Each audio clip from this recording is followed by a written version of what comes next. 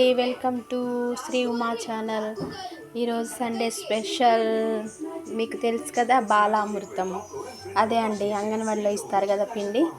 దాంతో వెరైటీగా నేను ఏం చేశానంటే, మా తమ్ముడు ఏమైనా చెయ్యక్క బాలామృతంతో అని అంటే ఆలోచించంగా బాలామృతంతో ఒక వెరైటీ చేశాను. ఏం వెరైటీ చేశానంటే, బాలామృతం పిండి, అలాగే బెల్లం, పెరుగు, వీటి మూడింటిని మంచిగా మిక్స్ చేశాను.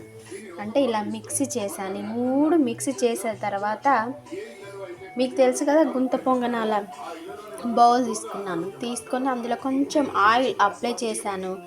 వేసి వీటిని, ఈ పిండిని మిక్స్ చేసుకున్న పిండిని ఇందులో వేసాను. ఒక 10 మినిట్స్ 15 మినిట్స్ ఉంచానండి.